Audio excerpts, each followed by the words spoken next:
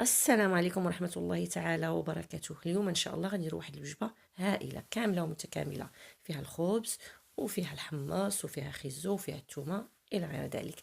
هاد العجينة إن شاء الله ديال هاد البطبوط كتكون من الطحين الأسود وشوية ديال الملحة، واحد المعلقة كبيرة درت فيها ديال الخميرة معجونة، ومن طبيعة الحال تنجمع العجينه ديالي بالماء، وما تنساوش ان فيها الحليب غبره.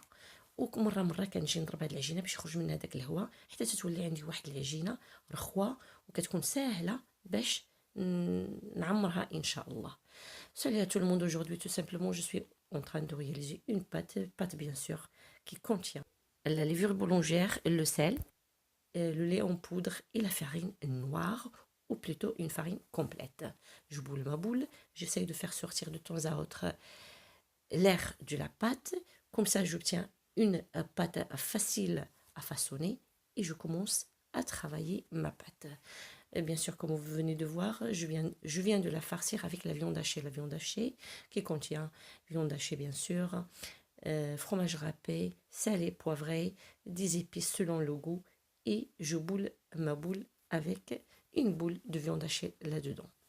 انا على كل حال كنجمع العجينه ديالي ملي كتولي عندي ديك العجينه ساهله باش نخدمها وداكشي كنحاول نعمرها باش بغيت. هنا غادي نعمرها ان شاء الله الكفته اللي فيها الجبنه مفرومه وفيها شويه ديال العطريه، وكنجمع بهذه الطريقه كنجمع الكويرات ديالي وكنديرهم بالطريقه اللي حبيت وكي كتشوفوا هكذا، وكنخدم باش يوليو عندي واحد مسمنات ولا واحد البطبوط هو هذاك، يعني خامرين، خبيزات صغار خامرين وغنطيبهم في المقله. De toute façon, ces pâtes, ces galettes, bien sûr, seront cuites, comme vous venez de voir, à la poêle. Donc, la poêle doit être bien chaude. يعني المقله تكون سخونه مزيان، وانا كنصاوب هادوك اللي كالات ديالي هاد المخيمرات وكنقرص، ومن طبيعه الحال كنطيبهم في نفس الوقت وكنشوف القويمه ديالي. وهنا في هاد الكاميله كاين الحمص اللي فزكتو ليله كامله، ومن بعد كنديرو في واحد الطنجره كندير فيه الثومه، كنتهلا به في الثومه وكندير فيه خيزو هكذاك صايم، بعدا تنقطعو فيه وكندير فيه مليحه والكمون حبوب وزيت البلديه حتى لاخر لحظه باش داك الكمون ما يعطيناش ديك المروره من الدقه الاولى، كنخليو حتى الاخر وكتزيدو كتبقى ديك النكهه خفيفه ظريفه وهي هذيك. Donc pour ma marmite, il contient bien sûr du pois chiche j'ai fait tremper le pois chiche à la veille, et après je mets dans le marmite et je mets avec pas mal de carottes, c'est-à-dire là par exemple 200 grammes de pois chiches avec 3 à 4 carottes, et bien sûr salé, poivré pourquoi pas, et de l'eau, et je laisse mijoter l'ensemble sur un feu doux. Vers la fin de la cuisson bien sûr, je vais rajouter les grains du cumin avec huile d'olive jusqu'à la fin, c'est-à-dire vers la fin je rajoute les grains du cumin pour que ça ne soit pas amer et que j'obtiens bien sûr un goût léger du cumin bien sûr. Et le cumin à huile d'olive, c'est un bon mariage bien sûr. Et là pour